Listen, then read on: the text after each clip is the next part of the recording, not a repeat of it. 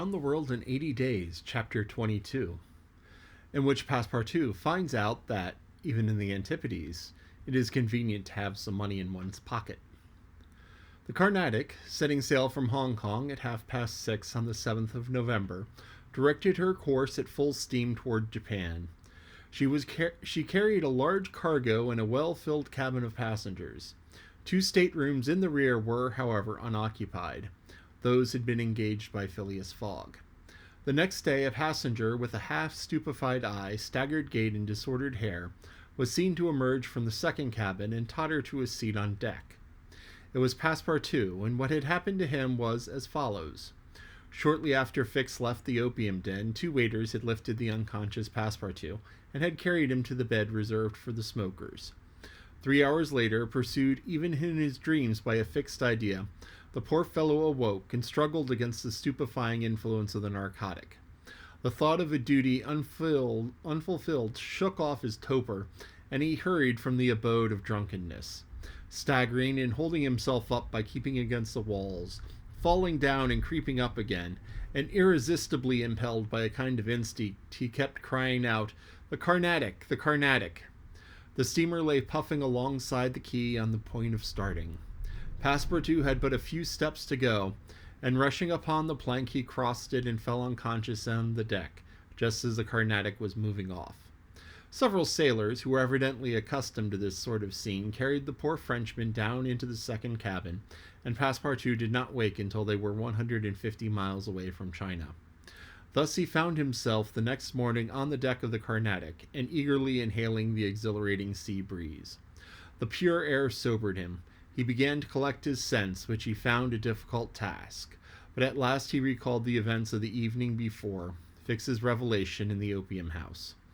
"It is evident," said he to himself, "that I have been abominably drunk. What will Mr. Fogg say? At least I have not missed the steamer, which is the most important thing." Then, as Fix occurred to him, "As for that rascal, I hope we are well rid of him, and that he has not dared, as he proposed, to follow us on board the Carnatic. A detective on the track of Mr. Fogg, accused of robbing the Bank of England? Pshaw! Mr. Fogg is no more a robber than I am a murderer." Should he divulge Fix's real errand to his master? What would it do to tell the part of the detective was playing? Would it not be better to wait until Mr. Fogg reached London again, and then impart to him that an agent of the Metropolitan Police had been following him round the world, and have a good laugh over it? No doubt, at least, it was worth considering. The first thing to do was find Mr. Fogg and apologize for his singular behavior. Passepartout got up and proceeded, as well as he could with the rolling of the steamer, to the after-deck. He saw no one who resembled either his master or Aouda.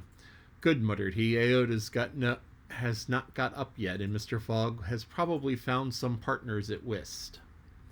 He descended to the saloon. Mr. Fogg was not there. Passepartout had only, however, to ask the purser the number of his master's stateroom. The purser replied that he did not know any passenger by the name of Fogg. "I beg your pardon," said Passepartout persistently. "He is a tall gentleman, quiet and not very talkative, and has with him a young lady." "There is no young lady on board," interrupted the purser. "Here is the list of passengers, as you may see for yourself." Passepartout scanned the list, but his master's name was not upon it. All at once an idea struck him. "Ah, am I on the Carnatic? Yes. On the way to Yokohama? Certainly." Passepartout had for an instant feared that he was on the wrong boat, but though he was really on the Carnatic, his master was not there. He felt thunderstruck on his seat. He saw it all now. He remembered that the time of sailing had been changed, that he should have informed his master of that fact, and that he had not done so. It was his fault, then, that Mr. Fogg and Aouda missed the steamer. Yes, but it was still more the fault of the traitor who, in order to separate him from his master and detain the latter in Hong Kong, had inveigled him into getting drunk. He now saw the detective's trick, and at this moment Mr. Fogg was certainly ruined. His bet was lost, and he himself perhaps arrested and imprisoned. At this thought, Passepartout tore his hair. Ah, if Fix ever came within his reach, what a settling of accounts there would be. After his first depression, Passepartout became calmer and began to study his situation. It was certainly not an enviable one. He found himself on the way to Japan, and what should he do when he got there? His pocket was empty. He had not a solitary shilling, not so much as a penny. His passage had fortunately been paid for in advance, and he had 5 or 6 days in which to decide upon his future course. He fell to at meals with an appetite, and ate for Mr. Fogg Oda himself. He helped himself as generously as if Japan were a desert, with nothing to eat was to be looked for. At dawn on the 13th, the Carnatic entered the port of Yokohama. This was an important port of call in the Pacific, where all the mail steamers and those carrying travelers between North America, China, Japan, and the Oriental Islands put in. It was situated on the bank of Yedo, and at but a short distance from the second capital of the Japanese Empire, and the residence of the Tycoon, the civil emperor, before the Mikado, the spiritual emperor, absorbed his offices in his own. The Carnatic anchored at the quay near the custom house, in the midst of a crowd of ships bearing the flags of all nations. Passepartout went timidly ashore on this curious territory of the Sons of the Sun. He had nothing better to do, taking his chance for his guide to wander aimlessly through the streets of Yokohama. He found himself at first in a thoroughly European quarter, the houses having low fences and being adorned with verandas, beneath which he caught the glimpses of neat peristyles. This quarter occupied within its streets, squares, docks, and warehouses all the space between the promontory of the treaty and the river.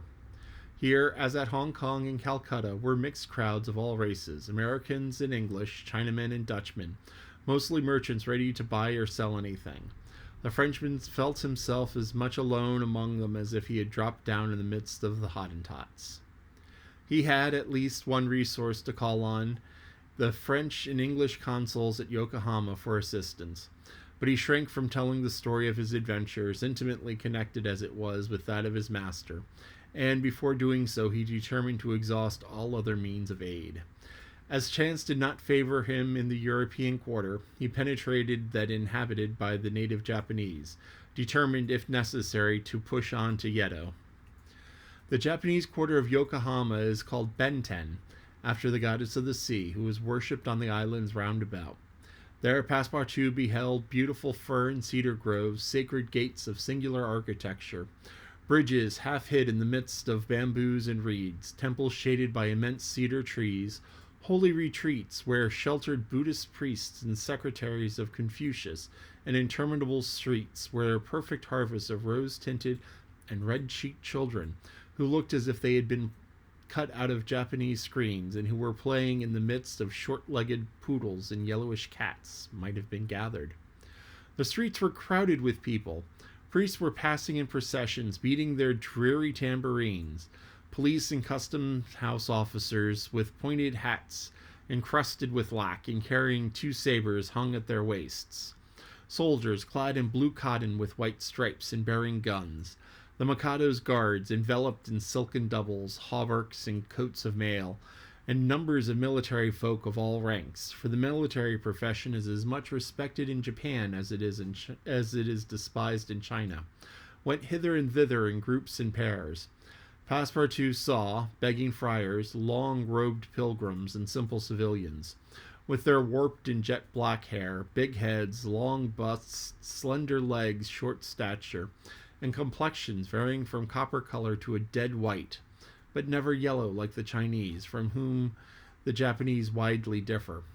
He did not fail to observe the curious epipacs, carriages, palanquins, barrows, supplied with sails, and litters made of bamboo, nor the women, whom he thought not especially handsome, who took little steps with their little feet, whereupon they wore canvas shoes, straw sandals, and clogs of worked wood, who displayed tight-looking eyes, flat chests, teeth fashionably blackened, and gowns crossed with silken scarves, tied in an enormous knot behind an ornament, which the modern Parisian ladies seem to have borrowed from the dames of Japan. Passepartout wandered for several hours in the midst of this motley crew, looking at the windows of rich and curious shops, the jewelry establishments glittering with quaint Japanese ornaments, the restaurants decked with streamers and banners, the tea-houses, where the odorous beverage was being drunk with sake, a liquor concocted from the fermentation of rice, and the comfortable smoking-houses, where they were puffing, not opium, which is almost unknown in Japan, but a very fine, stringy tobacco. He went on till he found himself in the fields, in the midst of vast rice plantations. There he saw dazzling camellias expanding themselves with flowers which are given forth their last colors and perfumes, not on bushes but on trees, and within bamboo enclosures, cherry, plum, and apple trees which the Japanese cultivate rather for their blossoms than for their fruit, which queerly fashioned grinning scarecrows protected from sparrows, pigeons, ravens, and other voracious birds. On the branches of the cedars were perched large eagles. Amid the foliage of weeping willows were herons, solemnly standing on one leg, and on every hand were crows, ducks, hawks, wild birds, and a multitude of cranes, which the Japanese consider sacred, and which to their minds symbolize long life and prosperity. As he was strolling along, Passepartout espied some violets among the shrubs. "Good," said he, "I'll have some supper." But on smelling them, he found that they were odorless. No chance there, thought he. This worthy fellow had certainly taken good care to eat a hearty breakfast as possible before leaving the Carnatic. But as he had been walking about all day, the demands of hunger were becoming importunate. He observed that the butcher's stalls contained neither mutton, goat, nor pork, and knowing that it was a sacrilege to kill cattle, which are preserved solely for farming, he made up his mind that the meat was far from plentiful in Yokohama, nor was he mistaken, and in default of butcher's meat, he could have wished for a quarter of a wild hog, or deer, or partridge, or some quails, some game or fish, with which rice the Japanese eat almost exclusively. But he found it necessary to keep up a stout heart and to postpone the meal which he craved till the following morning. Night came, and Passepartout re-entered the native quarter, where he wandered through the streets, lit by vari-colored lanterns, looking on at the dancers, who were executing skillful steps and boundings, and the astrologers, who stood in the open air with their telescopes.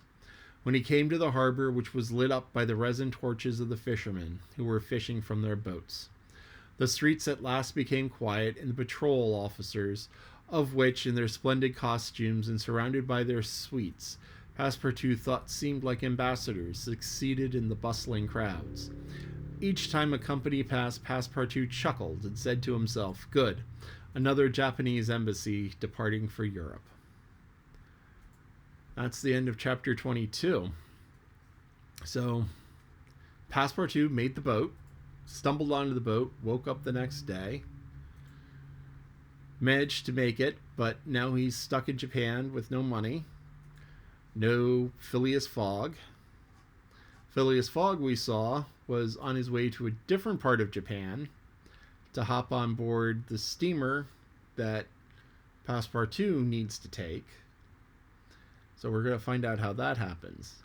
Now, an interesting word that struck me in the title of the chapter was Antipodes, which is one of these great words. Antipodes. And that literally means the opposite pole. And it's used often to refer to the southern hemisphere usually. But sometimes it just means the far side of the earth, because, the earth is round and we're here, or here, and China is over here, Japan is over here, and Australia is kind of down here. So Australia is more kind of opposite. But, Japan is really far away. Though I guess with you being further west, you need to go a little bit further east to be the exact opposite. So Nebraska might be Mongolia. I'd have to look it up to be sure. But Antipodes, great word, meaning the far side of the world. It doesn't look like it sounds. It's one of those horrible English words where it's like Antipodes. And so I have something coming up. I'm going to record it a little bit later. It's going to be this big long thing. And it's a poem about how awful English pronunciation is. But Antipodes is a great word. Use that word. Love that word. Talk to you later.